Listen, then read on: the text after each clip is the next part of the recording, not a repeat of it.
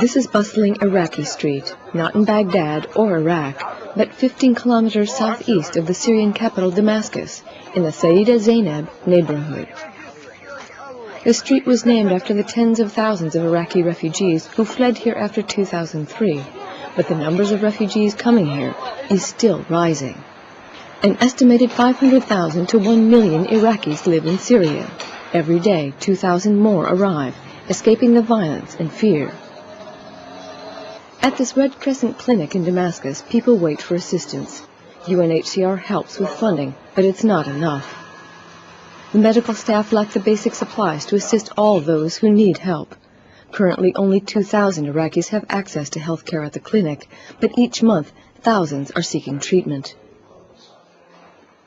We can see 100 patients by a day, but 20% need a surgery.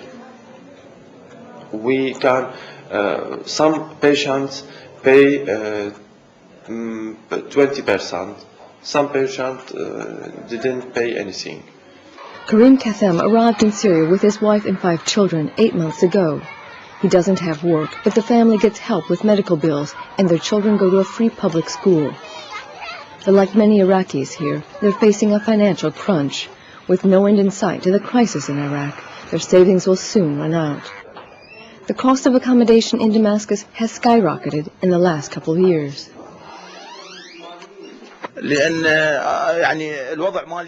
Life is difficult here. The rent of my apartment is $200 with no furniture. I pay another $300 to feed my family. It's barely enough to sustain the family, but I try to manage. I receive some minimal support from Iraq.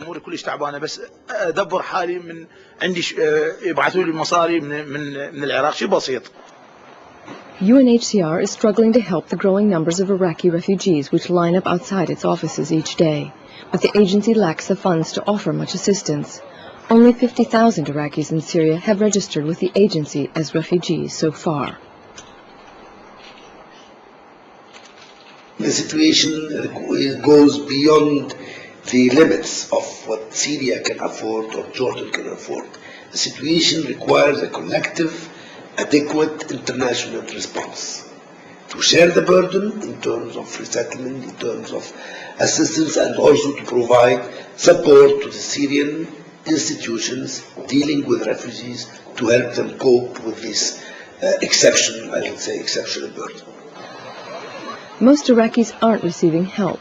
Many have had to send their children out to work illegally. This group of boys spends each day in the streets working. Unable to afford to go to school, they sell cigarettes or do odd jobs to help their families make ends meet. At the soup kitchen at the Ibrahim Al-Khalil Church, 300 Iraqi Christian families receive 3 free meals per week. The church also has trouble meeting their needs.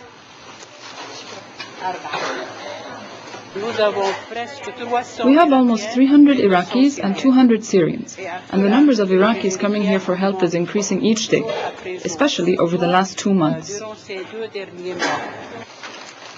As long as the violence continues in Iraq, the demands on neighboring countries will continue to mount.